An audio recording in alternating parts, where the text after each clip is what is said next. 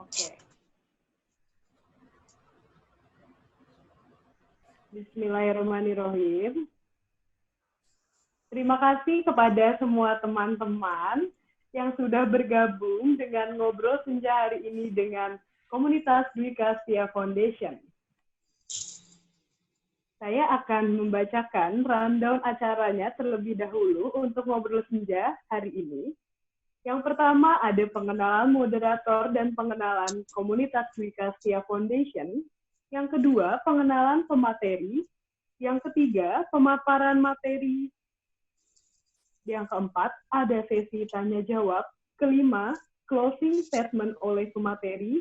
Keenam, ada foto bersama dengan para peserta dan pemateri. Ketujuh, penutupan acara. Aduhai Dinda sungguh cantik jelita, namun sayang sudah ada yang punya.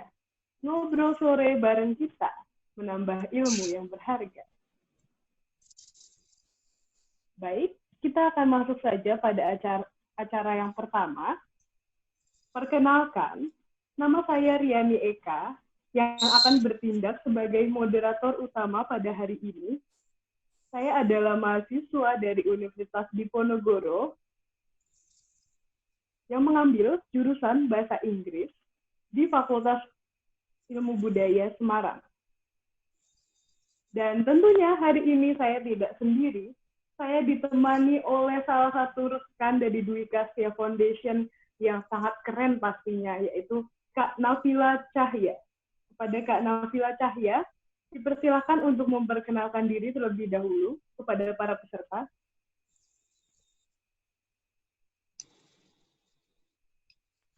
Kenalin, nama saya Nafila Cahyandanis. Saya mahasiswi Teknik Biomedik, Institut Teknologi 10 November.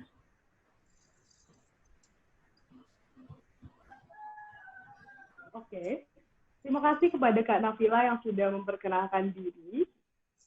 Selanjutnya adalah pengenalan komunitas Dwi Kastia Foundation. Dwi Kastia Foundation didirikan pada tanggal 8 Agustus 2019.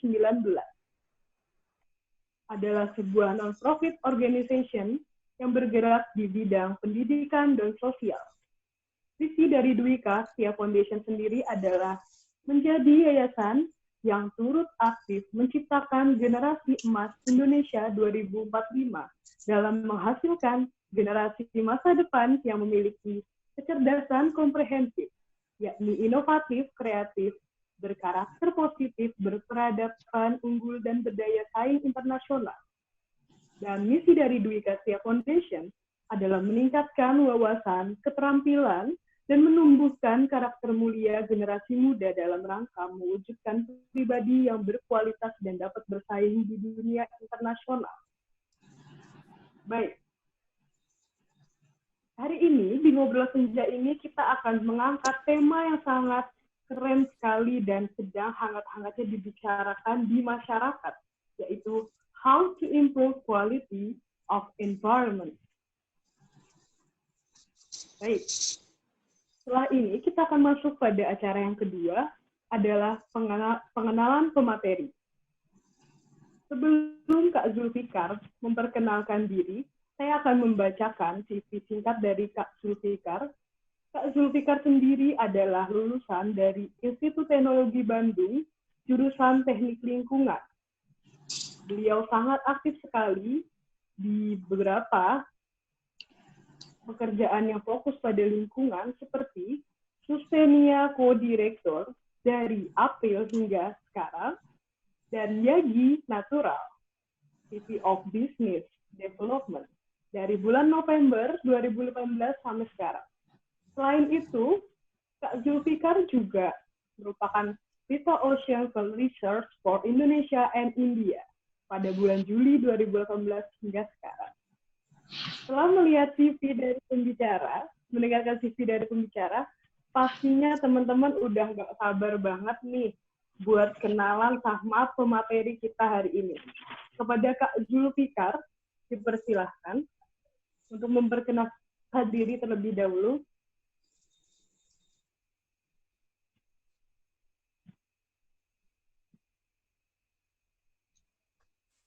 Halo, udah kedengaran belum ya? Sudah, Kak. Udah, Kak. Ya. Halo semuanya, selamat sore. Saya Zulfikar yang barusan udah disebutkan CV-nya. Dari semua itu sih mungkin yang pengen saya tambahkan, saya juga orang biasa yang masih banyak belajar. Jadi urusan lingkungan sebenarnya sangat luas, jadi saya juga mungkin bisa belajar dari teman-teman. Itu dulu aja kayaknya.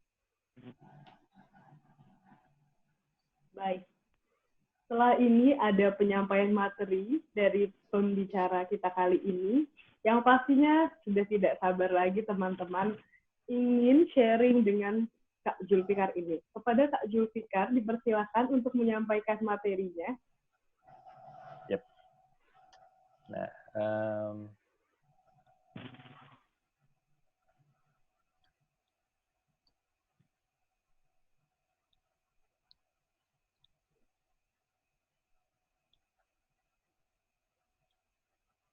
saya share screen. Minta tolong host bisa mengizinkan dulu untuk screen share.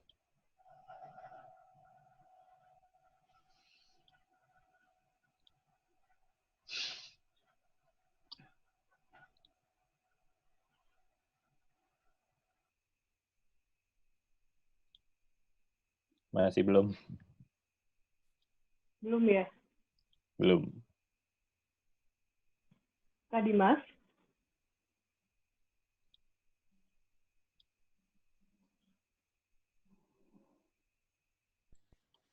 Sebentar, Kak.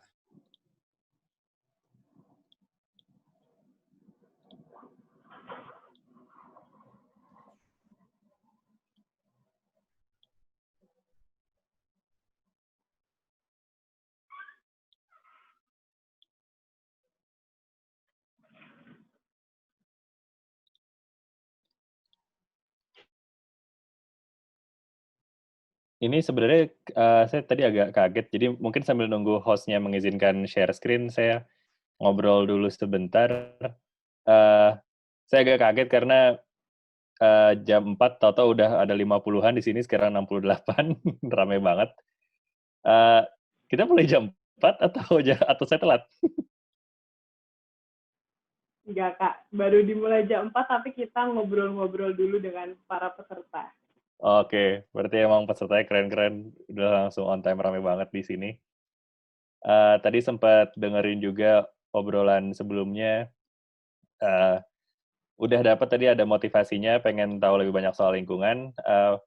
Mungkin sambil nunggu share screen-nya di-enable, kalau ada yang masih mau kasih tahu motivasinya, silakan ditulis aja di chat, atau langsung diomongin juga nggak apa-apa, dipandu sama Riani. Karena materi yang saya buat ini sebenarnya materi pengantar aja, general aja.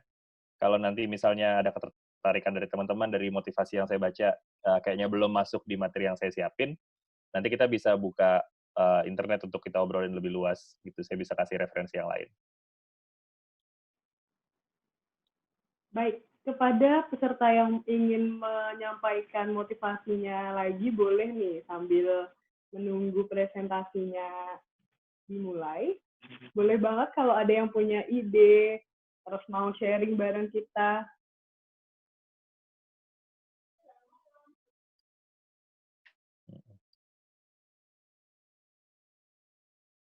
Silakan ya, sambil saya nunggu, ini soalnya host masih disabled attendee screen sharing. Mungkin sebelum dimulai presentasinya, boleh nggak nih aku nanya-nanya sedikit, Kak? Boleh, boleh. Kan Kak Zulfikar ini kan aktif banget nih di bidang lingkungan. Terus menjadi perencana PPA di beberapa kota. Dan juga mendirikan Waste for membuat sistem pengelolaan sampah. Nah, motivasi Kak Zulfikar apa, Kak? Kok bisa aktif sekali di dunia lingkungan, terus udah dari kapan nih kira-kira? Jadi waktu saya SMP, itu saya ikutan kelompok ilmiah remaja, KIR. Nah, KIR saya waktu itu kebetulan akhir saya kelas 1 itu lebih banyak urusan di dalam sekolah aja kegiatan-kegiatannya. Terus waktu udah kelas 2 ganti pembina dan kita jadi diajak untuk lebih banyak keluar sekolah. Nah, waktu itu keluar sekolahnya ke Pusat Konservasi dan Pendidikan Alam Bodogol di Jawa Barat, daerah Lido, kalau teman-teman ada yang tahu. Nah, itu di sana kita diminta bikin kayak penelitian lingkungan gitu. Jadi, saya tugasnya waktu itu adalah meneliti tentang owa Jawa, dan sebenarnya yang menarik banget buat saya waktu itu sebagai anak SMP, nggak spesifik ke owa Jawanya sih, tapi lebih ke jalan-jalan ke hutan, terus lihat kanopi, dan itu benar-benar bikin saya suka banget sama alam. Jadi waktu SMA, akhirnya saya masuk ke pecinta alam, dan akhirnya saya cari jurusan apa yang bisa bikin saya lebih dekat sama alam, dan masuk ke teknik lingkungan. Nah, dari situ dibuka banyak banget ilmu soal lingkungan wawasan, tapi sebenarnya yang lebih bikin saya menekankan pengen ngurusin lingkungan itu adalah waktu saya baru masuk ke kota Bandung waktu itu untuk kuliah, itu tahun 2005. Nah, saya masuk Bandung bulan Agustus. Di bulan Februarinya ternyata TPA-nya Bandung, namanya TPA Lewi Gajah, itu baru aja longsor. Nah, longsornya itu, jadi TPA kan penuh sama sampah nih. Teman-teman bisa bayangin kalau TPA itu, waktu itu TPA Lewi Gajah itu tingginya itu bisa setinggi 7-10 lantai gitu, kalau dibuat jadi gedung itu tingginya segitu, dan luasnya itu lebih luas daripada areal Borobudur. Jadi kemudian itu longsor. Nah, longsornya si TPA itu langsung mengubur 2 kampung sekitar TPA. Jadi ada lebih dari 100 orang yang langsung meninggal, dan itu kejadiannya subuh, nggak sempat bangun. Itu kejadian longsornya bulan Februari. Nah, bulan Agustus ketika saya masuk kota Bandung, efeknya adalah tumpukan sampah ada di berbagai sudut kota, gitu. Ini kalau nggak salah dialami juga sama teman-teman di Jogja, kalau nggak salah tahun lalu ya, waktu TPA Piungan sempat ditutup. Nah, Bandung itu salah satu insiden terbesar urusan sampah di seluruh dunia, yang sebenarnya di seluruh Indonesia bisa merasakan itu juga, gitu. Kalau nggak ada perubahan dari gaya hidup kita, dari pengelolaan TPA, dan lain-lain gitu. Jadi ini banyak banget hal yang berperan di sini. Gitu. Dan saya pengen ngambil peran. Wah, bener banget itu, Kak. Sekarang ini kan sampah itu bener-bener semakin banyak ya jumlahnya, apalagi sampah plastik nih. Dan tadi siang, itu saya baca berita, katanya DKI Jakarta itu ingin sudah menerapkan gerakan tanpa kantong plastik belanja lagi, seperti yang sebelumnya Kota Bekasi itu udah pernah terapin gitu. Kira-kira menurut kakak itu bakalan efektif nggak sih untuk kedepannya? Bisa efektif, bisa enggak. Yang pasti itu akan sangat membantu, gitu. Keberadaan peraturan itu pasti sangat membantu, dan kenapa saya bilang bisa efektif, bisa enggak, karena sebenarnya kalau konteksnya pertanyaannya itu ke kualitas lingkungan kita secara umum, plastik itu sebenarnya masih hanya salah satu masalah dari berjuta masalah lingkungan kita, gitu kan. Kantong plastik yang dilarang ini sebenarnya bisa didaur ulang, tapi masih belum 100% terdaur ulang, masih banyak yang bocor ke sungai, dibakar gitu, bocor ke sungai, artinya nanti ujung-ujungnya masuk ke laut, terus dimakan ikannya kemudian bisa sampai ke piring kita juga. Rantai ini mungkin teman-teman udah banyak yang familiar. Nah, ini jadinya bisa di-stop dengan adanya peraturan ini kalau ditegakkan. Nah, bisa juga di stopnya kantong plastik ini malah jadi memunculkan jenis-jenis sampah yang lain, gitu. Banyak yang mungkin salah kaprah, jadinya akhirnya pakai kantong kertas, tapi tetap budaya pakainya masih sekali pakai, jadi habis itu langsung dibuang. Dan kertas itu, walaupun dia memang juga bisa didaur ulang, sama ya jadi kayak plastik yang tadi, sama-sama bisa didaur ulang, Tapi sebenarnya dia lebih ringkih. Kalau plastik itu basah masih bisa dibersihin, dikeringin, kemudian didaur ulang. Kalau kertas basah itu lebih besar kemungkinan dia udah langsung rusak, jadi udah nggak terdaur ulang gitu. Jadi kalau berubahnya dari tadi kantong plastik sekali pakai jadi kantong yang dipakai terus-terusan gitu, itu bisa merubah keadaan untuk urusan plastik. Eh, tapi kalau gantinya itu jadi sesuatu yang lebih buruk, jadinya malah memperparah gitu. Jadi tidak hanya adanya sampah plastik aja ya Kak yang berbahaya, tapi juga sampah kertas juga nih. Kan kita, apalagi nih kalangan mahasiswa, banyak banget yang suka nulis kayak bikin contohnya skripsi atau ada TA. Nah, habis selesai terus dibuang. Itu juga bahaya juga ya Kak ya. Iya, kalau ujung-ujungnya dibuang, dan dibuang itu juga nggak bertanggung jawab, gitu, maksudnya nggak bertanggung jawab, jadi benar-benar dibuang ke lingkungan, bukan dibuang ke tukang sampah yang harusnya kalau dibuang ke tukang sampah, ujung-ujungnya masih masuk ke TPA, itu masih lebih baik, gitu.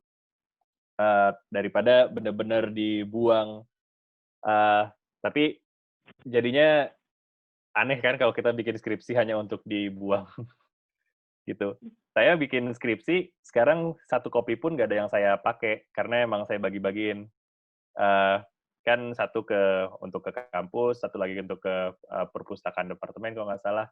Saya sendiri mestinya pegang dua-duanya udah saya kasih ke orang yang katanya mau pakai untuk referensinya dia atau untuk koleksinya dia di perpustakaan kampusnya sendiri di daerah gitu. Nah, hampir tiap jenis barang pasti punya bisa diperpanjang umurnya, bisa diperpanjang manfaatnya supaya nggak jadi sampah. Gitu. Oke. Karena presentasinya sudah muncul, boleh nih Kak langsung dimulai aja. Ya. Jadi untuk cross-check dulu yang sekarang Rian itu teman-teman lihat di layar apaan? Boleh nih ditaruh di kolom chat yang mau komen nih. Kira-kira apa nih? Ya, apa yang kelihatan? Soalnya saya pakai 2 layar, jangan sampai saya salah ngasih lihat layar yang salah nih. Ada yang jawab skincare. Iya, skincare, botol. Jadi yang kalian lihat nih emang gambar botol full kan ya? Iya. Yap. Nah, surat, kertas dalam botol. Oke. Nggak, ini memang cuma pengen mastiin aja kok layarnya yang benar. Jadi memang sekarang dominan waktu saya habiskan untuk Yagi Natural Skincare. Dan ini sebenarnya nyambung banget sama gimana caranya kita meningkatkan kualitas lingkungan kita. Jadi saya mulai ya. Nah, pertama, kenapa harusnya kita tuh nggak pernah berhenti berusaha untuk meningkatkan kualitas lingkungan kita? Ada yang bisa jawab nggak kenapa? Langsung nyaut aja nggak apa-apa. Komen langsung di mic-nya masing-masing. Saya lebih suka ini obrolannya jadi rame kok daripada diem-dieman. Kenapa coba? Oke, boleh yang mau cerita-cerita nih. Supaya lingkungan kita lebih sehat, kata Fatma. Aku boleh jawab, Kak? Boleh. Karena kalau bukan dari diri kita masing-masing, pasti lingkungan kita nggak bakalan jadi bersih gitu misalnya. Ya, sip. Terima kasih. Ya, nah, jadi semua jawaban teman-teman itu benar. Kalau saya coba kerucutin, karena kualitas lingkungan kita itu sebenarnya sangat sebanding dengan kualitas hidup kita. Kalau kualitas lingkungan kita turun, biasanya kualitas hidup kita juga turun. Karena segala sesuatu yang membuat kita hidup sekarang ini, itu dominan kita dapatnya dari alam. Sinar matahari, gitu. Kebayang nggak kalau misalnya kayak di Jambi, Palembang, gitu, yang waktu kebakaran hutan, itu cahaya matahari aja susah untuk nembus sampai ketemu kita gitu. Jadi setiap hari tuh gelap, suram gitu. Itu banyak banget efeknya ke tanaman, ke kulit kita, ke pernafasan kita gitu, ke pertumbuhan kita gitu. Belum lagi ke suasana mood kita sendiri, nanti yang tadinya biasanya kita happy-happy aja, tapi gara-gara lihat lingkungan suram kan jadinya kita suram juga gitu. Itu tadi Sugi udah jawab kualitas lingkungan sama dengan kualitas hidup, itu udah keburu slide-nya di next apa keburu dibaca, Pak? Oh, bener banget. Ada Nah. yang jawab juga nih, karena kebersihan sebagian dari iman. Iya, itu bener banget, dan akhirnya kan juga kualitas hidup kita, juga kualitas keimanan kita terlepas dari apapun yang kita percayai, tapi kita jadinya sangat optimis gitu kalau misalnya kualitas lingkungan kita juga bagus. Tapi jangan lupa sebenarnya kita semua tuh berbagi lingkungan yang sama. Jadi dari semua peserta ini ada yang dari Pulau Sumatera nggak? Pulau Sumatera boleh nah tuh ada Salsabila dari Sumatera. Salsabila dari Aceh. Saya juga dari Aceh. Saya tinggal di Banda Aceh sebenarnya. Nah, terus ada dari Riau, terus dari Lampung, terus ada yang dari Jawa, Eis dari Medan. Dari Jawa termasuk Jakarta, Jawa juga, Banten, Jawa juga. Yang dari Riau nih, boleh berbagi pengalamannya. Iya, ada yang dari Riau tadi tuh. Setauku itu ada pernah terjadi kebakaran hutan ya di Riau ya. Mana tadi tuh yang dari Riau, ada Nike Tiara Dita. Boleh dinyalain mic-nya, Nike. Gimana rasanya waktu kebakaran hutan? Kepada hostnya mungkin bisa membantu peserta untuk unmute mikrofonnya. Kak Dimas. Udah di unmute itu, Nike udah siap-siap kelihatan. Ya, berbagi pengalaman Kak dari Riau yang sering setiap tahun ya Kak, kayaknya kebakaran hutan itu selalu terjadi. Itulah salah satu dampaknya dari segi pendidikan, dari sektor ekonomi. Semuanya terdampak karena ya begitu, karena manusianya kurang menjaga. Ya, jadi kalau ini tadi saya pilih gambar ini juga, jadi benar kata Nike tadi, semuanya jadinya akan terefek nih. Kalau misalnya di gambar ini mungkin bayangan kita Riau itu kayak yang di kiri bawah ya, banyak pohon-pohon sawit gitu. Terus sebenarnya tapi dengan teman-teman yang ada di kota, dimanapun itu, baik di misalnya di Pekanbaru atau di Palembang atau bahkan sampai ke Jakarta, itu Riau yang kebakaran, tapi efeknya sebenarnya kemana-mana gitu. Ada produk-produk dari Riau, termasuk sawit-sawitnya Riau yang nyampe ke Jakarta gitu. Nah, jadi ada efek domino yang sampai ke sana.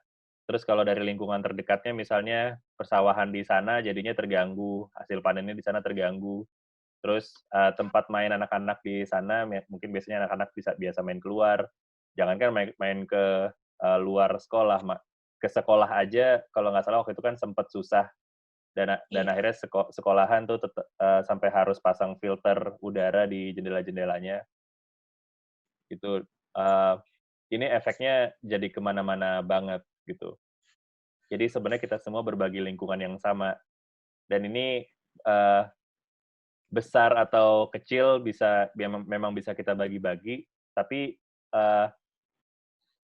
sebenarnya hampir semua hal itu berhubungan.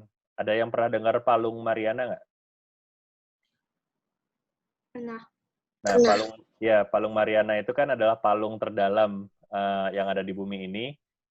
Kalau nggak salah malah katanya belum ada manusia yang sampai ke dasar situ. Jadi kita nyampe ke sana cuma lewat drone gitu, lewat peralatan kita. Tapi ternyata kantong plastik udah nyampe ke sana gitu. Ya, pernah tapi nggak tahu di mana, bisa googling. Nah, ada 2 prinsip dasar yang pengen saya tekankan ke teman-teman nih soal kualitas lingkungan. Yang pertama adalah equity. Jadi equity ini ada konsep yang serupa namanya equality, tapi equality itu sebenarnya kurang. Equality itu kesetaraan. Jadi kalau kesetaraan itu semua orang dapat support yang sama. Jadi misalnya di gambar yang ini, semua orang dapat sistem pendukung yang sama, satu peti doang gitu. Nah, padahal nggak semua orang punya tinggi badan yang sama. Jadi akhirnya yang paling kiri dia bisa ngelihat pertandingan baseball ini, yang tengah masih bisa tapi harus usaha sedikit, yang di kanan itu udah nggak bisa sama sekali. Mereka walaupun mungkin punya tinggi yang sama, tapi juga tidak berdiri di atas tinggi tanah yang sama.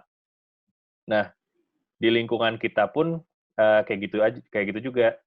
Jadi saya ngerasain banget nih, saya dulu memang tinggal di Jakarta, kemudian saya pindah ke Banda Aceh.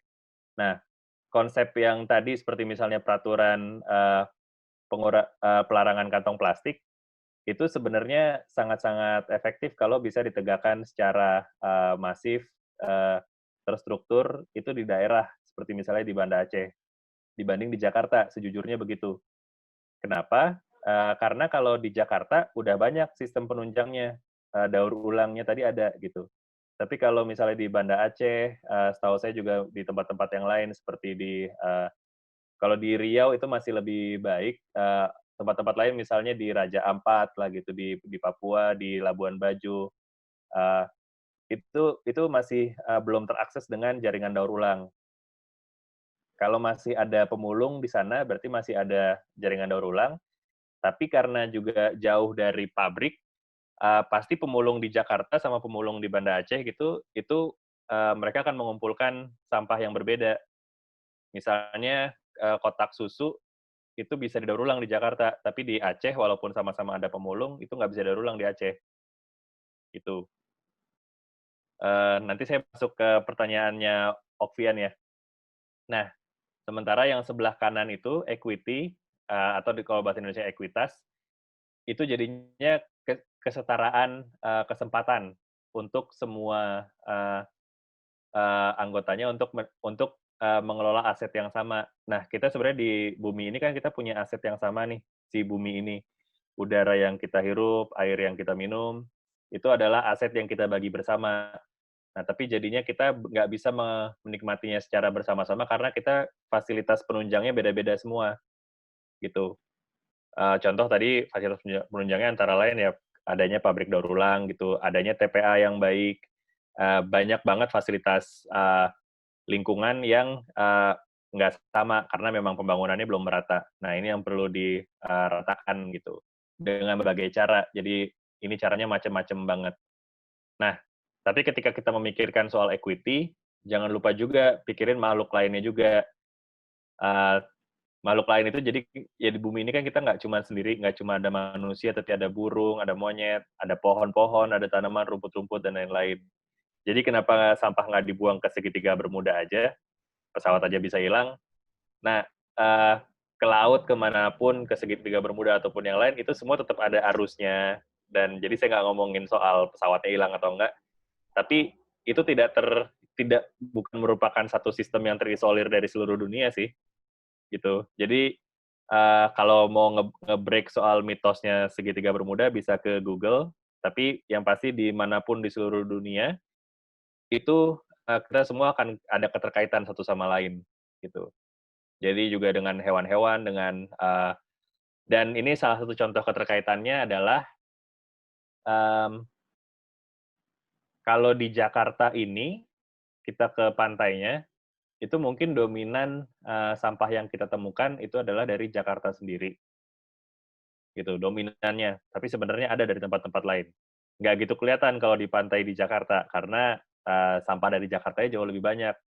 Tapi kalau kita lihat tadi misalnya ke Palung Mariana, di Palung Mariana itu nggak ada yang pakai kertas buat belanja, nggak ada yang pakai plastik buat belanja, tapi ada kantong plastik di situ. Ya karena ada orang yang pakai kantong plastik itu entah di mana dia hidupnya, tapi ujung-ujungnya nyampe juga ke Palung Mariana. Yang lebih dekat yang lebih mudah kita lihat, kalau di googling juga contohnya banyak. Misalnya waktu itu ada saset sampo Pentin kalau nggak salah yang dari tahun 80-an Sampai sekarang masih ada ketemu di pantai.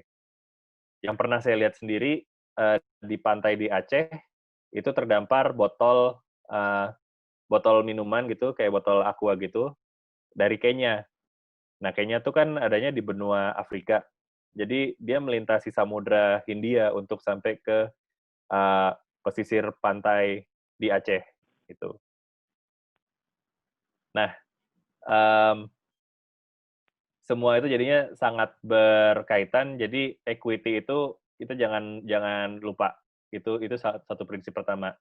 Yang kedua adalah sustainability. Nah, sustainability itu pada dasarnya adalah kan arti literalnya itu keberlanjutan. Jadi gimana caranya generasi kita yang hidup hari ini itu bisa hidup nyaman, menikmati semua yang pengen kita nikmati, tapi tidak mengurangi kesempatan hidup dengan kualitas yang sama untuk generasi setelah kita. Jadi anak-anak kalian gitu, semoga mereka bisa merasakan udara yang sebersih ini, air yang masih sejernih ini, dan ini sampai sekarang jadi kita bisa bilang kita belum sustainable nih, karena bapak-bapak kita, kakek-kakek kita, mereka masih suka cerita, dulu mereka biasa main di danau sebelah mana, yang kalau sekarang udah terlalu kotor, sungai sebelah mana gitu, yang mungkin sekarang malah jadinya udah kering, gitu. Nah, itu baru kemarin banget Ulfa lihat ada sampah Indonesia yang sampai ke Thailand. Akan sampai kemana-mana terus, jadi sampah di Bali yang tiap akhir tahun itu rame, di pantai-pantai Bali, di Jimbaran, itu penuh sampah, itu juga datangnya dari Jawa Timur, dari Jawa Tengah, terus kemudian nanti kenapa itu ramenya cuma akhir tahun, karena nanti masuk ke kuartal kedua, atau di kuartal ketiga kayak sekarang ini udah bulan Juli, itu sampahnya ngalir lagi ke Australia, gitu. Iya, sampah kiriman. Nah, itu yang jawab kayaknya orang Bali tuh. Terus atasnya tadi ada tanya, kenapa makhluk hidup berperan penting dalam lingkungan hidup? Itu kompleks banget sih sebenarnya jawabannya, tapi nanti ada di slide. Jadi dua prinsip dasar ini, equity sama sustainability ya. Jadi equity itu di masa sekarang, semua orang, malah ini harusnya saya koreksi, semua makhluk harusnya punya kesempatan yang sama dalam memenuhi kebutuhan dasarnya. Dan sustainability, hidup kita hari ini harusnya tidak mengurangi kesempatan hidup generasi setelah kita. Nah, jadi apa yang perlu kita lakukan untuk meningkatkan kualitas lingkungan hidup kita? Pertama, mulai dari dalam pikiran kita, karena apapun yang mau kita lakukan pasti terbatas dengan pikiran kita nyampainya kemana. Dan dalam membuka pikiran itu, ada namanya teori Yu yang powerful banget, jadi ini pengen saya bagi ke teman-teman. Mohon maaf, ini belum sempat saya terjemahin ke bahasa Indonesia. Jadi ini setiap kali kita menerima informasi, kita bisa ambil dua jalur yang atas atau jalur yang bawah. Nah, kalau jalur yang atas ini, itu jadinya kita akan destruktif banget. Tapi sayangnya banyak hal kita mengambil jalur yang atas. Jadi ketika terima informasi, hal pertama yang kita lakukan itu adalah proses itu kita download informasi itu. Kita terima informasi itu. Nah, setelah kita terima, terus kita apain? Yang hal yang tidak baik adalah kemudian kita langsung menolak mentah-mentah segala informasi tanpa menganalisanya terlebih dahulu. Itu. Kita melepaskan sense kita dari informasi itu, akhirnya kita absen, jadinya kita akan stuck. Kemudian kita jadinya berhalusinasi atau di sini deluding, bisa jatuhnya itu jadinya abusing, aborting, disembodying, sama destroying. Ini bebal banget kalau kita melakukan ini ke segala hal, nggak bisa dibilangin. Dan yang lebih baik itu sebenarnya pertama kita sadari dulu, setelah kita terima informasi, kita sadari dulu kita punya voice of judgment. Gitu. Jadi pasti, walaupun mungkin kita ngakunya kita bukan orang yang judgmental, tapi pasti kita punya judgment tertentu. Gitu. Kita dibesarkan sama nilai-nilai yang ada dari lingkungan sekitar kita, dari orang-orang yang ngajarin kita, pasti ada nilai-nilai yang diterima ke kita. Itu juga pasti banyak yang benar, tapi hati-hati juga dengan hal-hal yang mungkin benar di masa lalu tapi udah nggak relevan lagi di masa sekarang. Kalau contohnya ke lingkungan, zaman dulu orang biasa mengkategorikan bungkus makanan itu sebagai sampah yang mudah dikelola alam, gitu. Jadi menjudulkannya, mengklasifikasikannya sekedar bungkus makanan aja, gitu. Nah, zaman dulu awal-awal tahun 1900-an itu hampir semua makanan dibungkusnya kalau dibungkus masih pakai daun pisang, gitu. Nah, sementara sekarang kebanyakan pembungkus makanan itu udah dibungkus sama plastik gitu atau sama kertas misalnya kalau jarak dekat. Nah, udah tidak semudah itu lagi untuk diolah sama alam, udah beda banget sama daun pisang gitu. Jadi ini kita mesti belajar terus juga nih makanya kita mesti open mind. Terus kalau ada yang mengarahkan dari informasi ini kita mestinya ngapain? Kita open heart juga. Bukan berarti kita terima segala sesuatu yang mentah-mentah ya. Tapi kita buka pikiran kita buka hati kita, dan kita buka kemauan kita. Kalau kita rasakan segala informasi yang baru ini memang nyambung dengan lingkungan, dengan apa yang kita lihat, apa yang kita pelajari, dan tetap kita boleh untuk selalu mempertanyakan, untuk selalu skeptis, tapi supaya kita bisa berkembang dan lingkungan kita lebih baik, kita harus selalu untuk mau membuka diri dan terhadap hal-hal baru ataupun hal-hal lama yang jadinya bisa direlevansikan lagi. Misalnya hal-hal lama itu kalau kita belanja, dulu generasi sebelum-sebelum kita itu punya kebiasaan kalau belanja tuh bawa kantong keranjang sendiri. Nah, itu hal lama yang sekarang jadi relevan lagi nih. Gitu. Nah, baru setelah itu kita lanjutkan dengan kebiasaan konsumsi kita. Gitu. Jadi, ini pertanyaan dari Padma soal menjaga keseimbangan lingkungan hidup, solusi terbaik mencegah penumpukan sampah dari Bima, sama sampah kalau supaya nggak dibuang tapi digunakan untuk keseharian itu gimana? Itu nanti pelan-pelan kita jawab lewat materi ini masih nyambung, nanti ada yang saya tambahin. Nah, kita lanjut sama konsumsi kita, maksudnya kita masih mengkonsumsi udara yang kita hirup kan, terus air yang kita minum, juga makanan yang kita makan. Nah, itu semuanya tuh harus kita perhatikan konsumsi kita, sebenarnya juga berdampak langsung sama lingkungan sekitar kita. Dan balik lagi ke tadi nih, prinsip equity sama sustainability, sebenarnya kalau kita juga masukin makanan yang jelek-jelek terus ke badan kita, jangankan ngomongin lingkungan, badan kita sendiri sebenarnya nggak sustainable. Badan kita sendiri itu nggak berkelanjutan, nggak baik. Kita sendiri udah mengurangi kesempatan kita hidup. Dan dengan mengurangi kesempatan kita hidup untuk diri kita sendiri, kita udah mengurangi kesempatan hidup untuk generasi setelah kita. Nggak akan susah banget untuk anak-anak kita hidup sehat dan kuat kalau orang tuanya aja sakit-sakitan. Gitu. Nah, jadi perhatiin deh tuh konsumsi yang kita lakukan terhadap udara kita, udaranya mestinya sehat.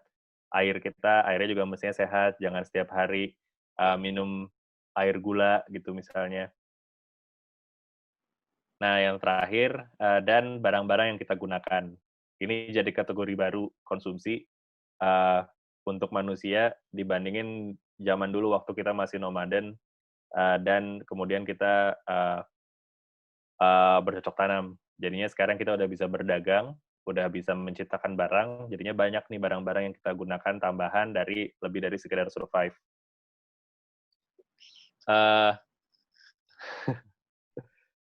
Jadi kalau yang kuliah bawa tempat bekal dan minum, kalau pas jajan terus diejek sok bersih, ya sebenarnya itu agak mengherankan sih yang namanya hal yang baik, terus diejek terlalu baik, itu kan kayak, ya itu bukan ejekan sih, itu pujian mestinya. Dan hal-hal yang kayak gitu, itu juga balik lagi ke yang tadi, kenapa saya masukin slide ini, karena ini memang sesuatu yang sering kita lupa, tapi sebenarnya yang dilakukan sama teman-teman tadi ngejek, itu juga voice of judgment yang jadinya mereka deny bahwa itu adalah hal-hal yang baik, gitu. Jadi, menurut saya sih kalau misalnya teman-teman sudah mencoba open mind, open heart, dan open will, dan teman-teman yakin kalau apa yang teman-teman lakukan itu memang diperlukan, itu dilakukan terus aja gitu. Justru teman-teman yang berlawanan dengan itu yang jadinya kontraproduktif gitu. Nah, untuk barang-barang yang kita gunakan, mari kita sikapi dengan pikir dulu sebelum beli gitu. Ini semoga kebaca kata-katanya di sini. Step filter yang pertama itu kita butuh apa enggak gitu. Jadi ini bisa diikutin kalau misalnya kita nggak butuh-butuh amat, terus nggak bermanfaat, ya udah nggak usah, tahan diri aja. Itu kebanyakan hal-hal yang emang kita cuman kayak ngikutin tren, tapi sebenarnya kita nggak butuh-butuh amat. Dan dari kebiasaan kita ngikutin tren itu sendiri, akhirnya jadi muncul budaya konsumtif yang jadinya menumpuk masalah. Jadi ini menjawab pertanyaan sebelumnya untuk sampah yang menumpuk. Jadi emang dari konsumsi kita dulu sih, sumber sampah itu kan sisa konsumsi. Jadi diperhatikan konsumsinya. Konsumsi hanya untuk yang butuh, gitu. Kalau kita nggak butuh, terus bermanfaat, iya. Jadi akhirnya kita ngerasa kita butuh. Nah, di rumah ada yang serupa apa enggak? Gitu. Kalau nggak ada, kita tanya lagi, kita bisa bikin atau pinjam atau sewa atau enggak. Kalau di rumah ada, pakai aja dulu yang di rumah. Kalau yang di rumah nggak bisa dipakai, benerin. Gitu. Kalau nggak bisa dibenerin, baru kita balik lagi. Bisa bikin atau pinjam atau sewa atau enggak. Nah, kebanyakan sebenarnya kita bisa untuk bikin atau pinjam atau sewa aja. Gitu. Kalau jadinya kita pinjam atau sewa, jadinya dunia jadinya nggak perlu memproduksi sebanyak yang semua orang punya gitu. Jadinya bisa tuker-tukeran aja, dan ini sebenarnya lebih hemat, lebih ramah lingkungan. Dan kalau misalnya nggak bisa dibikin atau nggak bisa disewa, jadi harus beli. Nah, belilah dengan kondisi yang bagus gitu. Tapi pertanyaan pertamanya adalah bisa beli bekas dengan kondisi yang bagus apa enggak? Kalau bisa, ya beli bekas aja. Kalau nggak bisa, baru oke, boleh beli baru.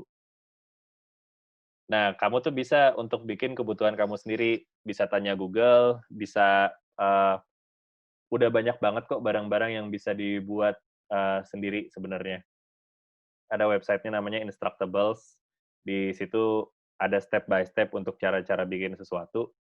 Jadi ini sangat nyambung dengan lingkungan dalam arti kita nggak perlu mengkonsumsi banyak-banyak, kita bisa memproduksi banyak-banyak untuk segala kebutuhan kita sendiri. Jadi akhirnya kita self-sufficient, dan itu juga bagian dari sustainability tadi. Gitu. Lalu, termasuk nih pertanyaan barusan, gimana cara menggantikan sabun atau deterjen, itu juga sesuatu yang bisa diproduksi sendiri.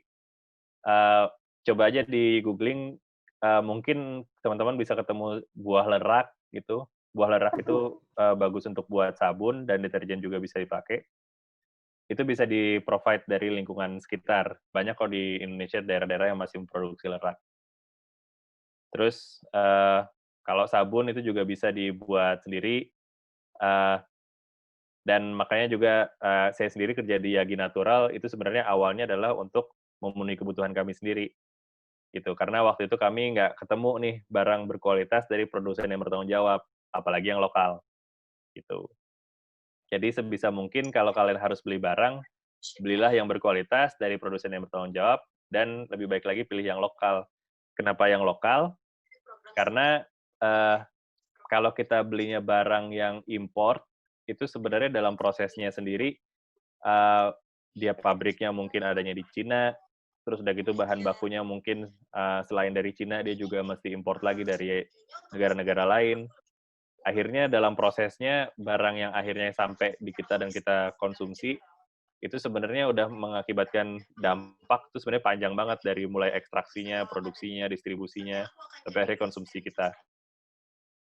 Gitu.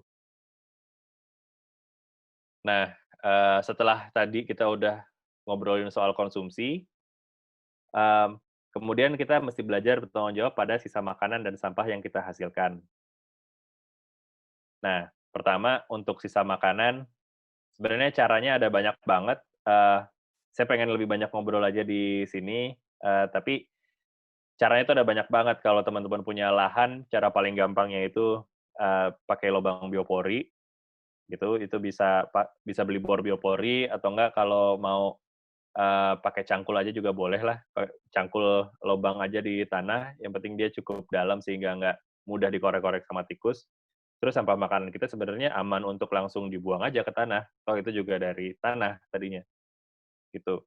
Eh, tapi perlu diperhatikan jarak dari sumber air terdekat, gitu. Minimal 1 meter, supaya dia nggak mencemari air terdekat. Karena walaupun dia dari tanah, tapi tanah juga perlu memproses, dan nanti dalam prosesnya itu sebenarnya memproses alami, mungkin jadinya tanahnya jadinya kena cemaran dari sampah makanan kita, which is itu harusnya nggak masalah, tapi jadi masalah karena kita konsumsi airnya gitu. Jadi dipisahkan aja jaraknya. Nah, sampah orang Indonesia itu biasanya sisa makanannya bisa 50-60% dari total sampah yang kita hasilkan tiap hari. Jadi kalau kita udah berhasil untuk mengompos sampah makanan kita, itu sebenarnya udah beres 50-60% urusan sampah kita. Jadi bukan isu plastik doang yang harus digembar-gemborkan sebenarnya. Yang lebih besar itu adalah sampah makanan. Nah, untuk jenis sampah yang lain, kita bisa cari lapak atau pemulung setempat. Gitu. Kita tanya ke dia, sampah-sampah apa aja yang dia terima. Karena jalurnya dari pemulung, itu pemulung akan menjual ke lapak. Lapak akan menjual ke bandar, bandar akan menjual ke pabrik daur ulang. Dalam prosesnya itu, ke pemulung kita bisa kasih semuanya yang bisa dia jual. Gitu. Nanti sama pemulung dia akan pisah-pisahin. Misalnya di foto ini dia pisahin kardus sendiri. Di belakang tuh ada karung-karung, itu biasanya dia udah pisahin. Plastik satu karung sendiri, jenis-jenis plastik beda-beda, pembelinya beda-beda. Itu dia udah pisahin, nanti masing-masing itu akan masuk ke pabrik daur ulangnya masing-masing. Nah, banyak barang yang kita lihat ada logo recycle gitu, yang segitiga itu seharusnya bisa didaur ulang. Tapi itu hanya bisa didaur ulang secara teknis, gitu. Artinya kalau dia ketemu prosesnya, dia pasti bisa daur ulang. Nah, tapi untuk barang itu nyampe ke fasilitas daur ulangnya, nah itu perlu proses dari pemulung ke bandar ke lapak tadi yang melibatkan transaksi jual beli. Nah, ini yang membuat nggak semua barang, balik lagi yang tadi di awal saya bilang, nggak semua barang di Jakarta yang bisa daur ulang, itu bisa daur ulang juga di Aceh, di Raja Ampat, di Papua, di Sulawesi, gitu. Karena tergantung ada apa enggak pabriknya. Kak, susah Yep. nggak belajar IELTS, Kak? Lebih mending aku belajar IELTS atau TOEFL gitu kan? Itu kayaknya suaranya nggak nyambung sama ini ya. Nah, lanjut. Jadi semua yang nggak bisa dikompos dan nggak bisa didaur ulang oleh pendaur ulang lokal, nah itulah PR kita. Gitu. Itu yang jadi PR banget, dan untuk itu yang bisa kita lakukan pertama, uh, sebisa mungkin kita stop konsumsinya. Gitu. Terus yang kedua, Halo Kak, ya halo? kan di tempat aku itu kan tetangga aku itu sering banget ngubur sampah. Nah, apakah itu masuk ke pencemaran? Tempatnya di mana? Dia itu tempat Nggak, saya. maksudnya provinsinya di mana? Oh, provinsi saya di Kalimantan Tengah. Kalimantan Tengah. Jadi tergantung jenis sampahnya nih. Kalau misalnya tadi yang dimasukin hanya sampah makanan, itu bukan pencemaran. Tapi kalau yang dimasukin sampai jenis sampah-sampah non-organik kayak plastik, kertas, apalagi logam, itu pencemaran banget. Dan sebenarnya di Indonesia tuh udah ada Undang-Undang 18 tahun 2008, terus ada turunannya PP 81 2012. Di tiap daerah itu juga mestinya punya turunannya lagi, karena itu udah dari tahun 2012 ada PP-nya. Biasanya tiap daerah tuh tahun-tahun aturannya 2013, 2014, 2015, masing-masing provinsi itu udah ngeluarin peraturannya sampai ke level kota kabupaten. Dan jadi kalau memang benar ternyata yang dia lakukan itu adalah mengubur sampah-sampah yang tidak pada tempatnya, tadi selain sampah makanan yang dikubur, itu sebenarnya kita juga bisa dalam rangka meningkatkan kualitas lingkungan kita ya, lingkungan kita bersama, untuk menegur dia secara langsung gitu. Dan kalau itu gagal, ternyata misalnya itu masih gagal, itu kita bisa untuk melaporkan tindakan dia itu untuk ditegur oleh pemerintah, dan itu bisa secara anonim sebenarnya, bisa lewat lapor.go.id misalnya, atau lewat gakum.klhk, itu ada Instagramnya. Nanti saya share link Instagramnya sama link kontak orang-orang KLHK-nya. Ada bagian penegakan hukum dari KLHK untuk itu. Nah, yang ketiga yang bisa kita lakukan terhadap sampah atau sisa konsumsi yang nggak bisa dikompos, nggak bisa daur ulang, itu kita minta ke produsennya supaya mereka yang ngurus itu sisa kemasan itu, gitu. Dan ini makin lama makin banyak kok produsen yang mau, karena memang juga ini sudah diatur sama KLHK. Termasuk Yagi Natural Skincare sendiri, kalian bisa ngecek di Instagramnya @yaginatural. Kami juga mempersilahkan untuk semua customer kami, bila ada yang ingin,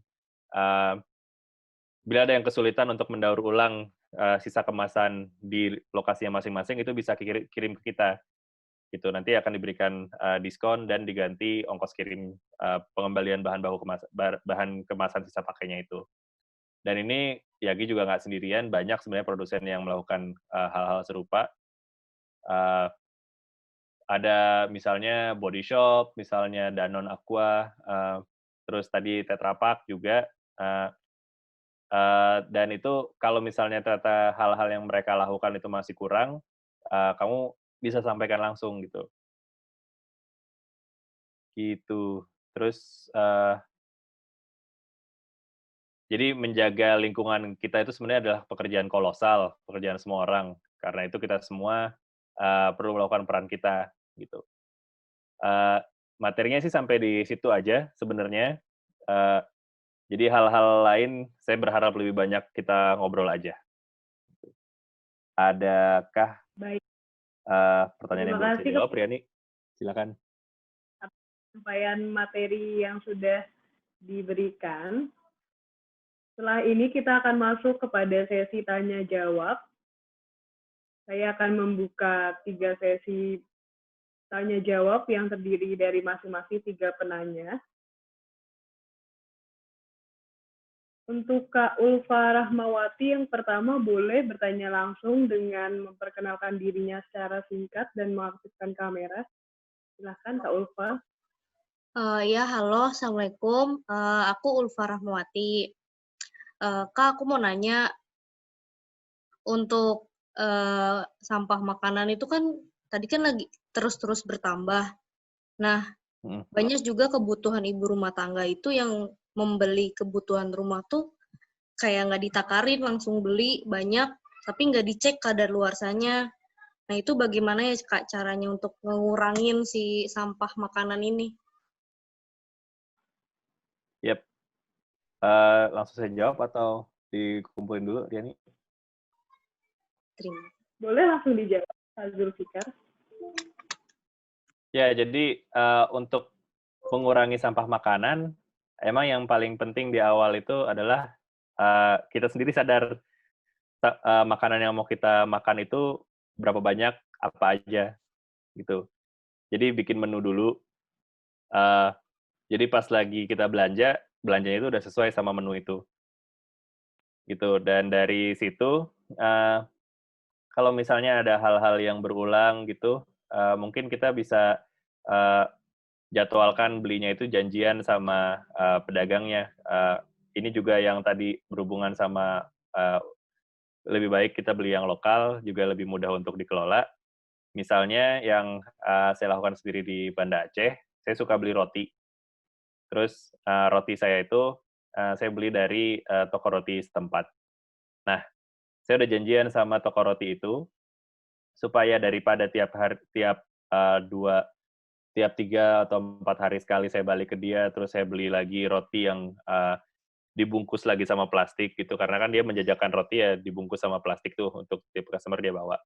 Daripada kayak gitu terus, sementara rotinya itu sebenarnya dia panggang sendiri di toko rotinya dia, itu saya bisa kasih ke dia Tupperware gitu. Saya punya 2 Tupperware, satu di dia, satu di saya gitu. Jadi tiap kali saya datang lagi ke dia, dia tuh udah nyiapin khusus buat saya, roti yang porsi saya itu ditaruh di Tupperware punya saya sendiri, gitu. Jadi saya tinggal ambil Tupperware itu, saya kasih lagi Tupperware yang lain yang ukurannya sama lah kira-kira. Jadi akan kayak gitu terus gitu, berulang. Gitu, itu contohnya. Hal lain mungkin kalau misalnya, soalnya kalau makanan itu biasanya banyak yang bisa kita beli dari tempat sekitar. Dan ini kemewahan yang dimiliki oleh orang daerah yang jarang dimiliki sama orang kota. Misalnya kalau pengen susu kambing atau susu sapi, biasanya ada aja peternakan setempat. Nah, itu sebenarnya jadinya kita bisa beli langsung dari dia, dan itu juga lebih sehat, nggak pakai pengawet, lebih minim sampah. Secara umum, jadi kualitas lingkungan terjaga, kualitas sosial kita sama dia pun juga oke, ekonomi setempat juga meningkat. Gitu sih. Mungkin kira-kira gitu. Ada lagi? Kak Ulfa, apakah sudah jelas jawaban dari Kak Zulfikar atau ingin menanggapi kembali? Udah jelas kayaknya, Kak. Terima kasih ya, Kak. Sama-sama. Ya, ada lagi nih, Kak. Pertanyaan yang kedua dari Kak Muhammad Bembi Setiawan ingin bertanya secara langsung kepada Kak Bembi Setiawan. Boleh menyalakan kamera dan memperkenalkan dirinya secara singkat terlebih dahulu. Oh iya, perkenalkan nama saya Muhammad Bembi Setiawan. Saya dari Kota Bandar Lampung. Saya ingin bertanya sesuatu. Jadi beberapa waktu yang lalu saya sempat melihat orang Filipina yang mendaur ulang makanannya dari tempat sampah untuk dimakan kembali, tapi proses pembersihan makannya itu hanya dicuci lalu direbus. Apakah itu sehat atau tidak ya, Kak?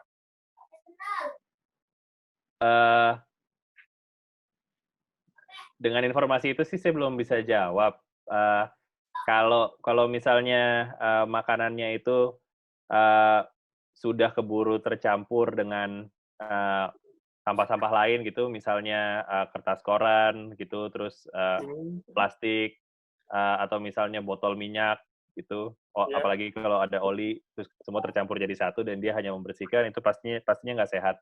Tapi biasanya kalau yang sudah berjalan seperti itu, apalagi sampai diliput, berarti kan disiarkan kebaikannya. Biasanya sih bukan yang contoh seperti itu. Misalnya teman-teman di Surabaya, kalau saya nggak salah, itu ada namanya Garda Pangan. Itu yang dia lakukan adalah dia ngambil dari sisa yang sudah dimasak sama hotel, tapi porsinya berlebih.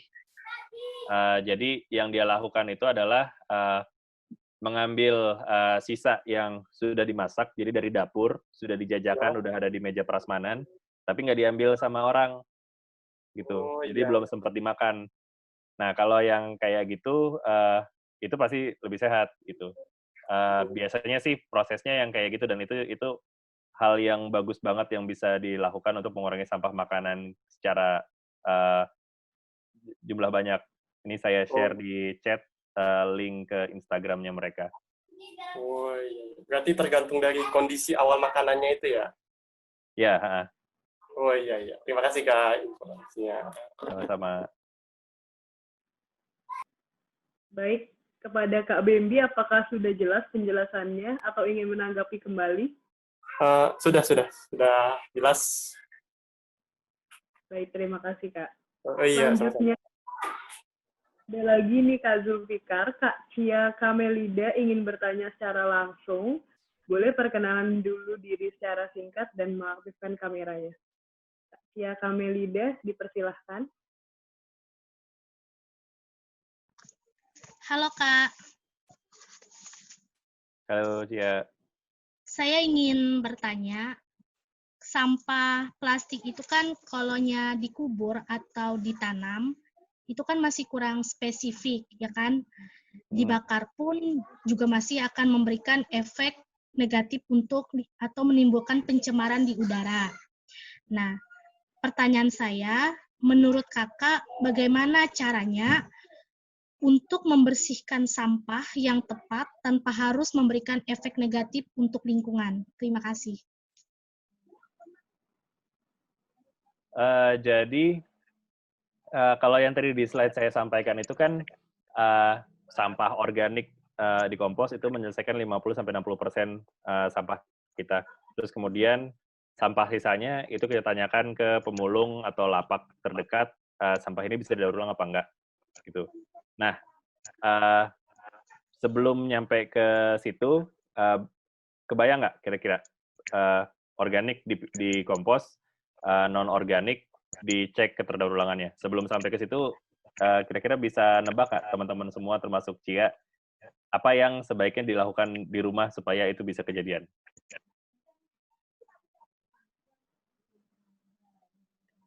Masih belum sampai ke situ, Kak.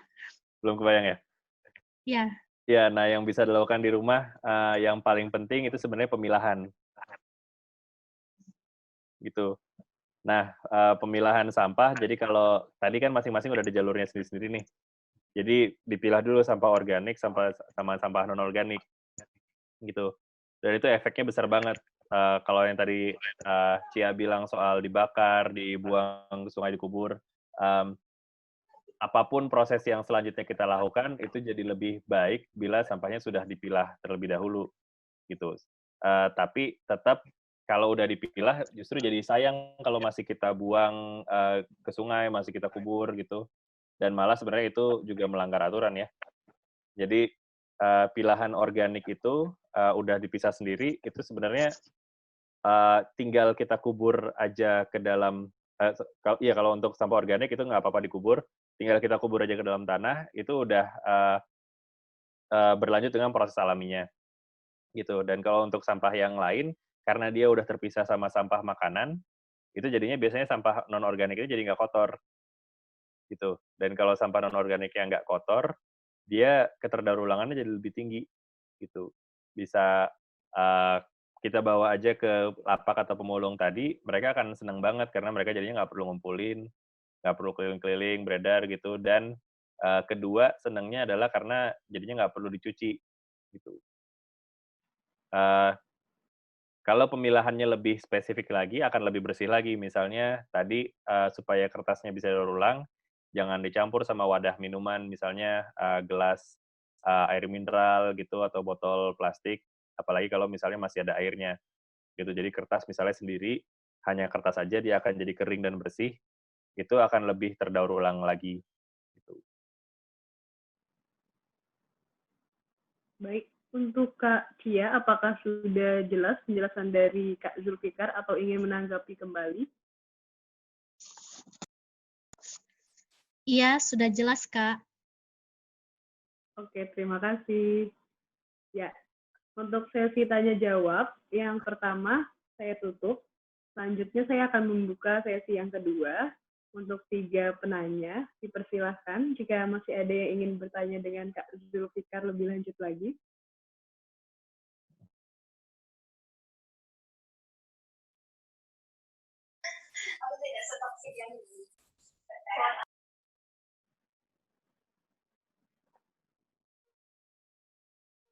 Mungkin sambil nunggu saya jawab yang di chat dulu ya. Boleh, Denny? Atau saya boleh tanya-tanya sedikit, Kak? Gimana? Saya boleh tanya-tanya sedikit sama Kak Zulfikar? Boleh, boleh, boleh. Nah, yang pertama, Kak, kan di sini banyak banget nih peserta yang anak muda, yang dari kalangan muda. Kira-kira ada nggak, Kak, rekomendasi komunitas pecinta lingkungan buat anak-anak muda di Indonesia? Banyak banget sebenarnya komunitas di seluruh Indonesia. Jadi supaya saya bisa ngasih taunya satu arah, teman-teman bisa kontak ke ini saya lagi cari dulu deh, Bebas Sampah ID. Ini saya share linknya ke chat. Itu instagram.com/bebassampahid, nanti di DM aja adminnya, terus tanyakan ke dia kamu kasih tahu saya di kota apa gitu, terus mencari komunitas setempat yang bergerak di lingkungan, khususnya misalnya persampahan atau misalnya energi atau yang air atau isu lain. Tanyakan ke dia karena dia portal informasi dan wadah kolaborasi untuk persampahan nasional. Jadi sekarang sudah berjejaring dari 34 provinsi dengan ada datanya di dia, jadi kamu bisa nanya ke dia. Gitu. Kalau dia nggak balas-balas, silakan DM Instagram saya juga boleh. Gitu. Baik, Kak Di Zulfikar. chat sebelumnya, saya tambahin sedikit di chat sebelumnya tadi saya lupa tadi ke Cia atau ke siapa ya tadi yang tentang tetangganya ngubur sampah dan khawatir kalau itu sampahnya nggak boleh dikubur semestinya. Kalau misalnya peneguran langsung ternyata tidak berhasil, ada kesempatan untuk mengadukan secara online ke aduan LHK. Itu sebenarnya kayak dulu ya, Kak. Itu ceritanya dulu, tapi saya sempat tegur, dia udah kayak nurutin. Nah, saya masih penasaran aja dulu itu apa boleh gitu kan dikubur sampah itu. Nah, baru saya sampai di sini saya tanyakan. Untuk sekarang alhamdulillah dia sudah bisa gitu, nah, udah bisa kayak memilah-milah kayak seperti yang Kakak bilang tadi. Oh iya, sip, keren. Saya kembalikan ke Riani dulu. Apa saya jawab pertanyaan yang di chat dulu atau ada yang lain? Untuk sekarang ini belum ada yang menanya kembali selain yang sebelum-sebelumnya, Kak. Mungkin saya bisa ngobrol lagi nih. Kan Kakak itu pernah punya pengalaman sebagai field researcher for Indonesia and India. Kalau boleh tahu itu kegiatannya apa aja ya, Kak ya? Jadi yang punya masalah lingkungan, khususnya sampah itu kan nggak hanya Indonesia.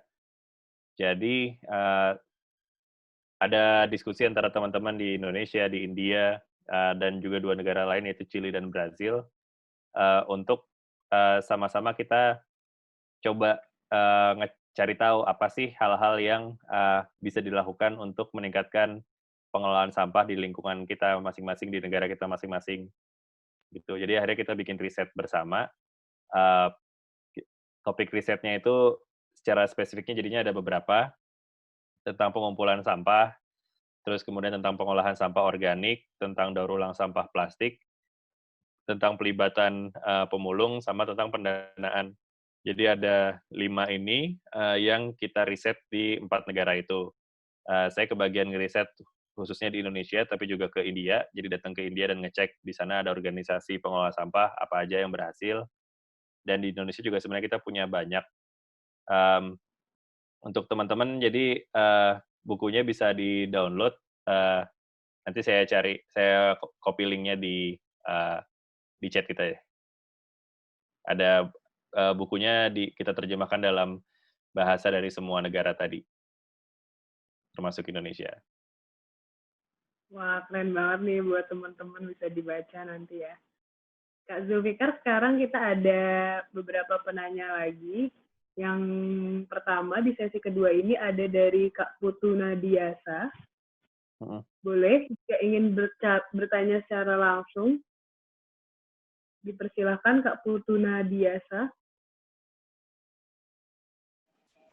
Oke, sore Kak. Saya Nadi dari Denpasar, Kak. Yep. Ini masalah sampah tadi kan itu tadi diperbanyak tentang rumah tangga. Nah, di Bali sendiri itu kebanyakan di pariwisata kan kita lumayan besar penghasil sampah sekarang, Kak.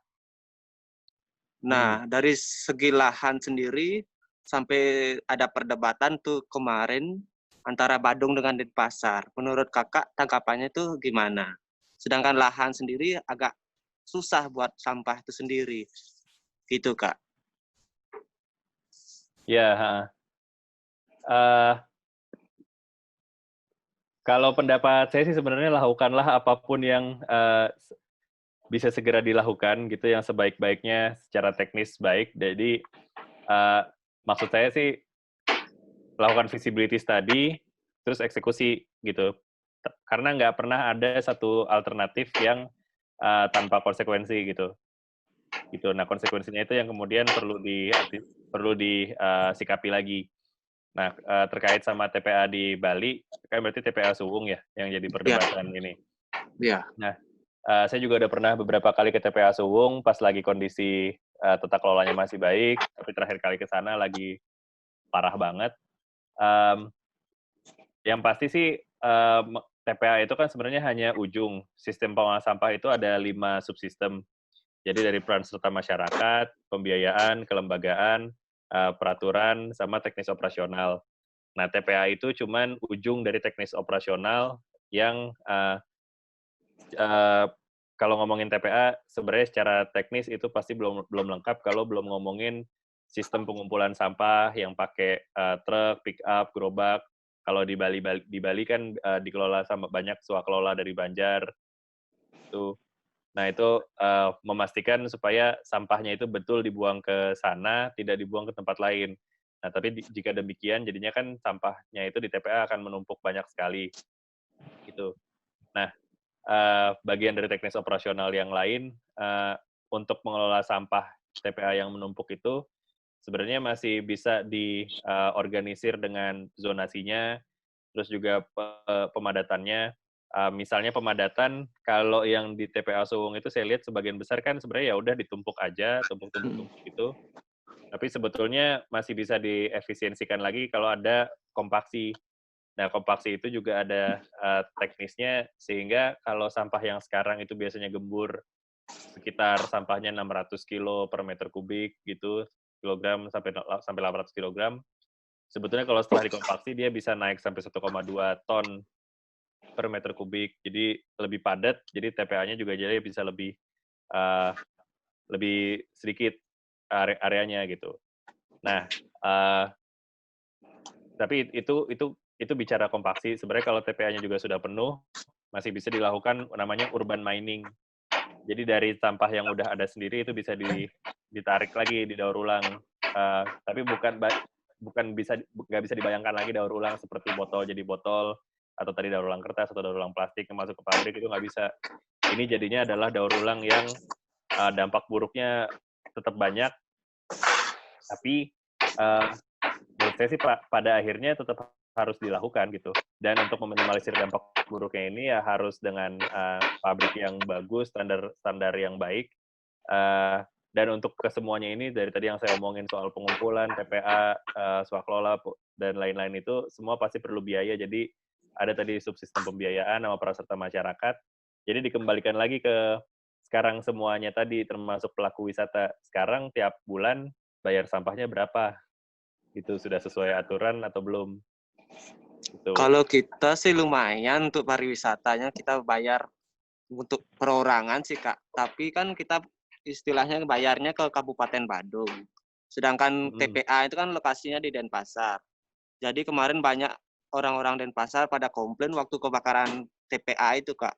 Yang kena dampaknya Denpasar. Sedangkan efek pariwisata yang bagus di Badungnya. Itu aja sih kendala kita Kak. Susahnya kita.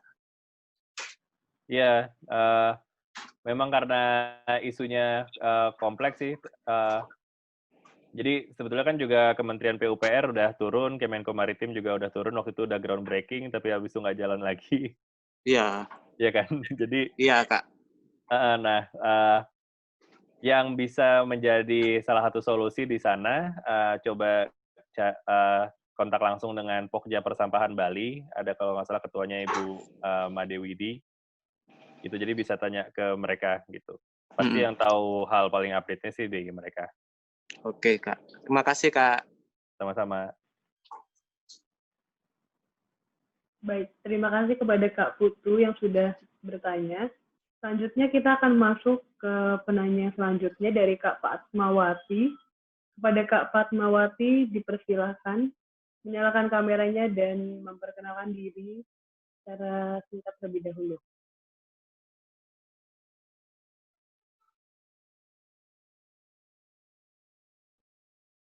Halo, Kak Fatmawati.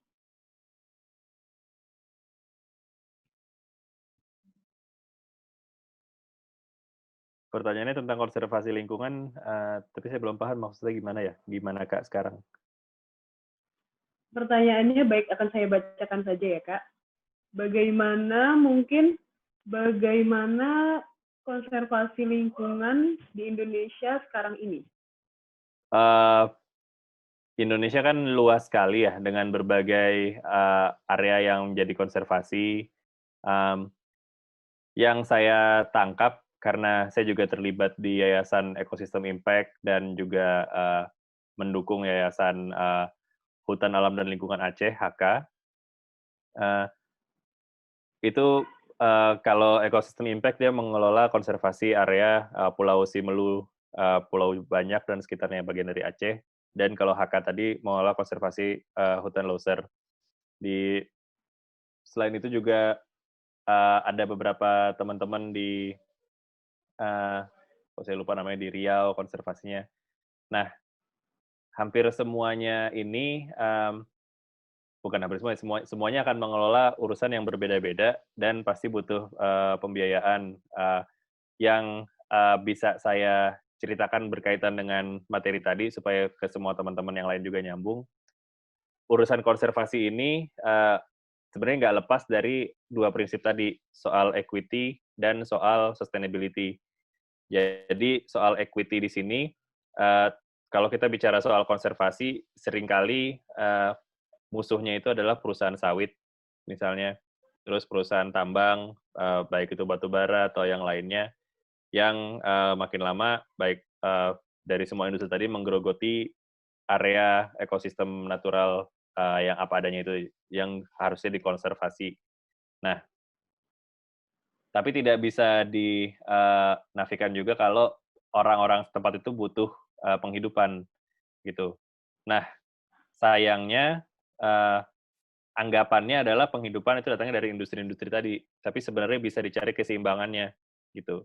Industri tadi bisa tetap ada, tapi dia harus bertanggung jawab, gitu. Supaya dia berlaku bertanggung jawab, semua konsumennya, termasuk kita-kita yang tadi mengkonsumsi produk-produk sawit, energi dari batu bara, itu juga jangan abai terhadap barang-barang yang kita konsumsi ini. Tadi kan step ketiga dari PR kita terhadap semua yang tidak bisa diselesaikan sendiri adalah kita push produsennya, gitu. Jadi kita push produsen sawit, push semuanya itu supaya mereka berlaku bertanggung jawab. Kita sendiri tugasnya adalah mengkonsumsi dengan bijak, jangan berkonsumsi berlebihan, dan untuk teman-teman yang ada di lokasi masing-masing, sebisa mungkin juga kita dukung penghidupannya dengan menyediakan penghidupan yang alternatif. Mereka tidak perlu bekerja di sana. Misalnya kalau yang bisa saya ceritakan sendiri dari Yagi Natural, jadi Yagi Natural Skincare ini kita memproduksi skincare dengan berbahan-bahan utamanya itu banyak bahan lokal. Jadi misalnya karena kami pabriknya di Aceh, kami berusaha sekali untuk supply bahan baku itu misalnya dari ekosistem loser di Aceh itu sendiri. Jadi dengan begitu, misalnya kita mengkonsumsi beeswax dari lebah yang ada di hutan loser, terus mengkonsumsi lemak coklat yang dihasilkan dari perkebunan coklat, itu jadinya membuat orang-orang setempat masih punya penghidupan dengan berjualan coklat, berjualan beeswax tadi, dan tidak terpikir untuk menjual lahan mereka ke perkebunan sawit, gitu. Jadi itu menurut saya sih salah satu isu konservasi yang penting gitu sebenarnya. Terima kasih Kak Fatmawati atas pertanyaannya. Selanjutnya, untuk pertanyaan terakhir ada dari Kak Nike Tiara Dita. Dipersilakan untuk langsung bertanya kepada Kak Zulfikar. Assalamualaikum warahmatullahi wabarakatuh. Selamat sore, Kak. Sore. Izin bertanya kepada Kakak Zulfikar, kenapa sih Kak permasalahan-permasalahan lingkungan itu selalu aja terjadi gitu? Padahal kan kita tahu sudah banyak komunitas, sudah banyak yayasan, dan juga lembaga-lembaga yang berusaha untuk menjaga kelestarian alam. Contohnya saja seperti di Riau yang tadi sudah disebutkan, untuk kebakaran hutan itu pasti selalu saja terjadi Kak setiap tahunnya. Sebenarnya apa sih faktor yang menyebabkan hal itu terus terus-menerus terjadi, Kak? Terima kasih. Ini kayaknya nyambung tadi sebelum-sebelumnya ada yang menanyakan yang sama di chat juga. Jadi salah satu jawaban yang karena saya juga mempertanyakan hal ini dulu ke banyak orang, dan salah satu jawaban yang menurut saya paling menjawab itu ada namanya kabut peradaban. Jadi kalau kita ingat-ingat pelajaran-pelajaran sejarah kita dulu, itu kan pada mulanya manusia itu hidup sangat dekat dengan alam. Kalau kita pengen makan, ya kita petik langsung dari hutan, atau kita cari, tapi di saat yang bersamaan kita berisiko untuk diterkam harimau, gitu, dan lain-lain. Itu tidak ada jarak antara kita dengan alam. Pasti kita sangat menjaga alam, tapi waktu itu sebenarnya posisinya adalah alam yang menjaga kita. Tapi hubungannya jadi sangat dekat, gitu. Terus peradabannya berkembang, ada pertanian. Gitu, orang nggak perlu lagi masuk hutan, nggak perlu lagi nyemplung ke laut, ke sungai untuk ambil ikan, udah bisa bertambak, gitu misalnya, ada pertanian, jadi sudah berjarak. Jadi mereka cukup dari pertanian, dari perkebunannya aja gitu, udah mulai berjarak. Nah, kemudian setelah pertanian ini ada lagi ekonomi, ada pasar gitu. Jadi akhirnya ada konsumen, terus jadinya jadi ada 3 elemen, alam, pertanian atau tambak tadi misalnya, terus ada pasar. Jadi ke konsumen jadinya udah ada 2 lapis antara kita sama alam langsung gitu.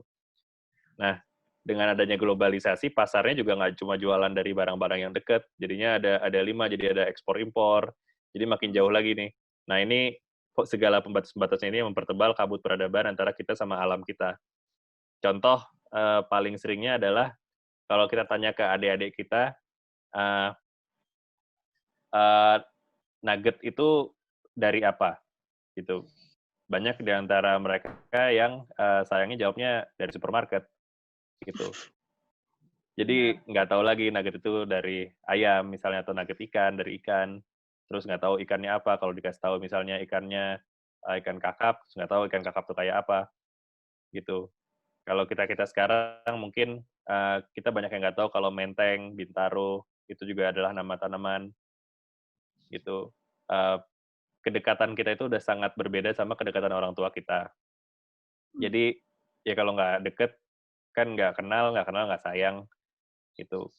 Nah, tapi saya sih tetap optimis karena dengan adanya teknologi, jadi walaupun kita bisa di depan layar, tapi kita bisa mencoba untuk lebih menghayati, merasakan apa sebenarnya yang dirasakan sama globalisasi, sama pasar, sama petani, sampai akhirnya sama hutan gitu, sama hutan atau sama laut gitu.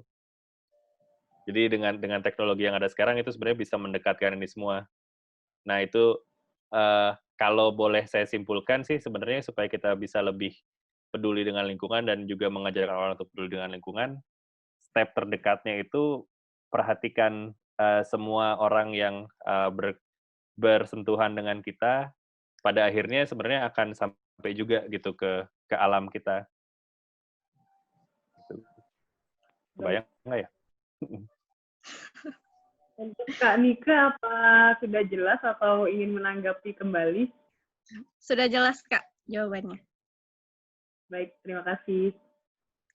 Karena waktu masih ada sekitar 5 menit lagi, akan saya tambah satu penanya lagi dari Kak Denny Bagus Perdana. Dipersilahkan untuk menyalakan kamera dan memperkenalkan dirinya secara singkat. Assalamualaikum warahmatullahi wabarakatuh. Terima kasih Kak Riani atas kesempatannya. Halo Kak Denny. Halo, dengar? Ya, saya kedengaran tapi suaranya emang kecil banget dan kameranya nggak nyala kayaknya ya.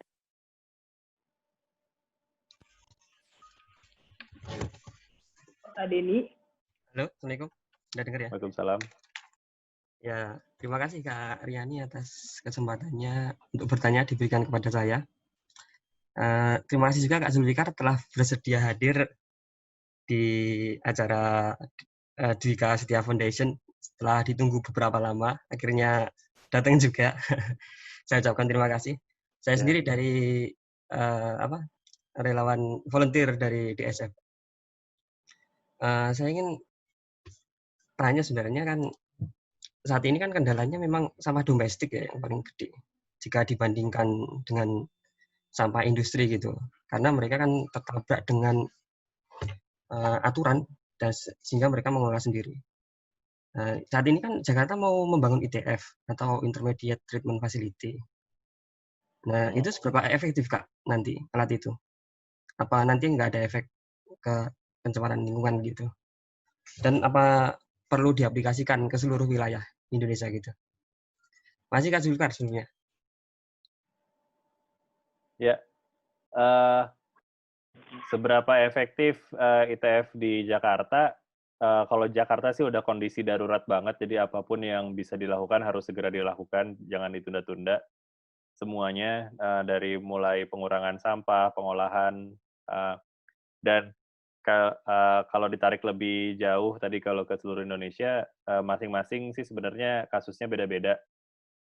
Tapi pada prinsipnya arahan dari negara, terlepas ideal atau tidak arahannya itu, adalah tahun 2025, semua daerah, semua kota kabupaten itu harusnya sudah mengelola dari baseline yang ada sekarang ya, 100% sampah yang kita hasilkan sekarang, 2025 itu seenggaknya 30% itu udah dilakukan pengurangan sampah.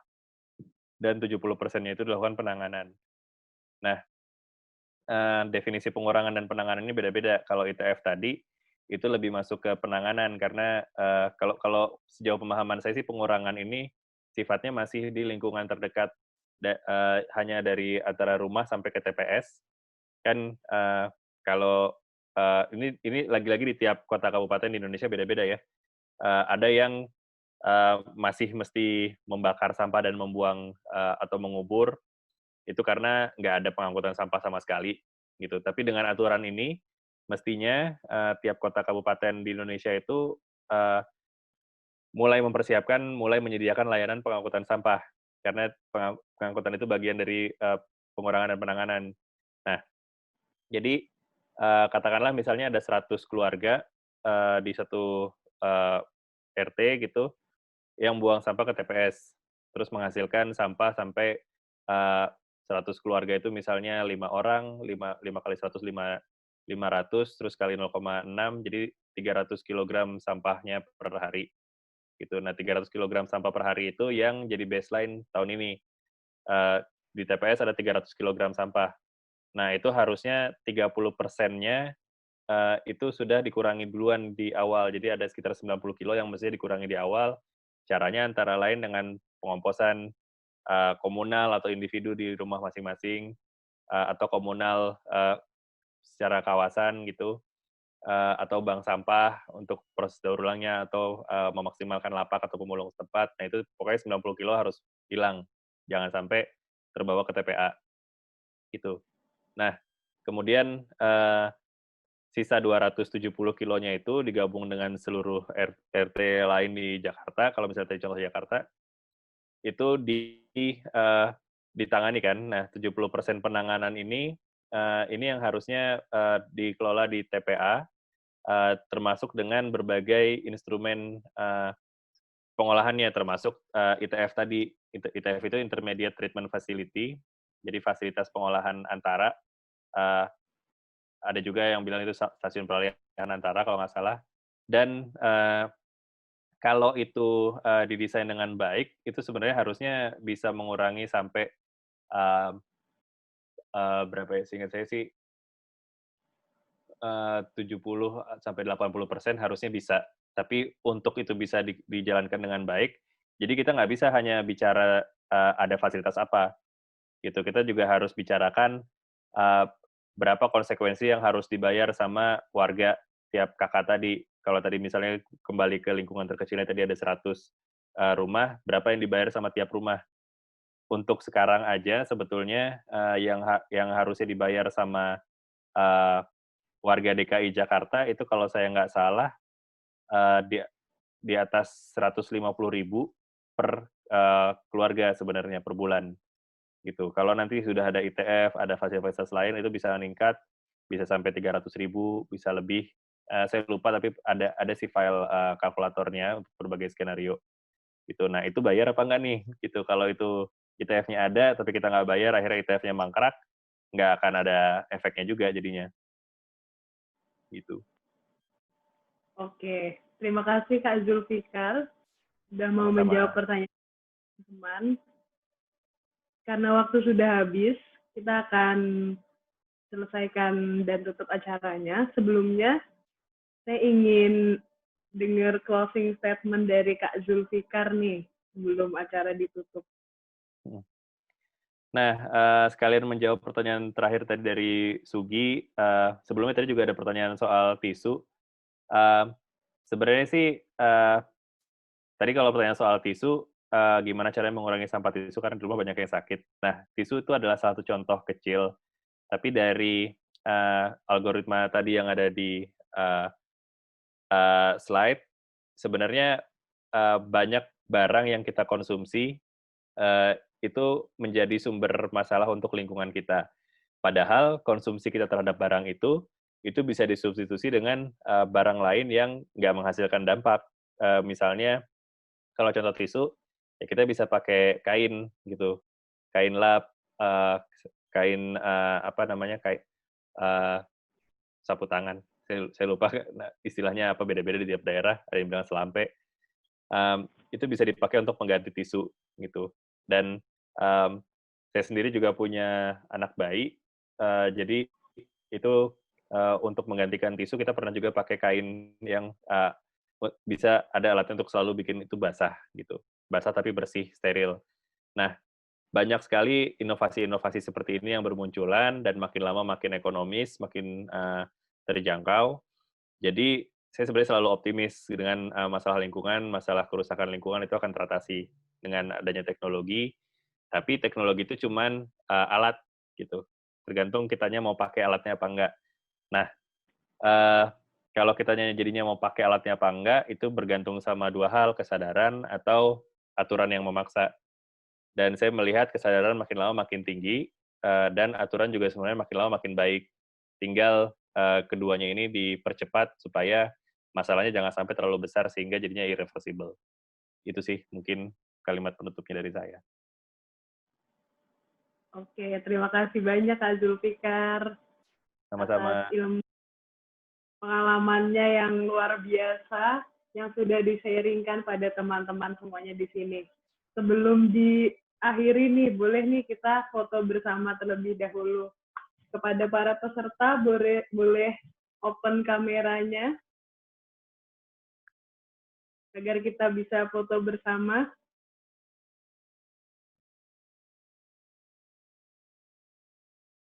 Ya, saya beri waktu 3 menit ya untuk open kameranya semuanya.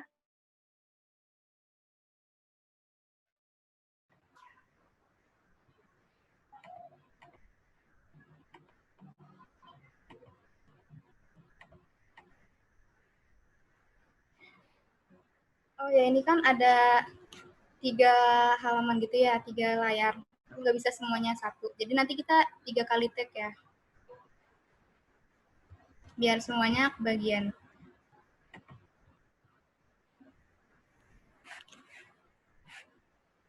Yang belum nyalain kameranya nih, boleh langsung open kamera. Baik, sudah ya semuanya ya. Oke, bisa dimulai Kak Zulfikar untuk berfoto sama peserta lainnya. 1, 2, 3.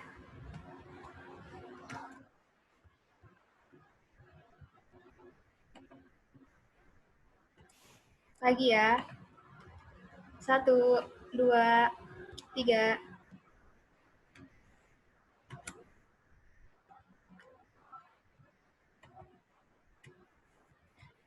Oke, terakhir. 1, 2, 3. Oke, sudah ya. Sudah, Kak. Selanjutnya, yang terakhir ada penutupan acara. Saya, Riani, sebagai moderator pamit undur diri dulu. Menonton konser di malam minggu membuat hati menjadi rindu. Saya Riani pamit undur diri dulu. Sampai jumpa di lain waktu. Terima kasih kepada Kak Zulfikar yang sudah meluangkan waktunya dan berbagi dengan teman-teman sekalian. Dan juga terima kasih kepada semua peserta di sini yang sudah mengikuti ngobrol senja dari Dwi Kastia Foundation hari ini.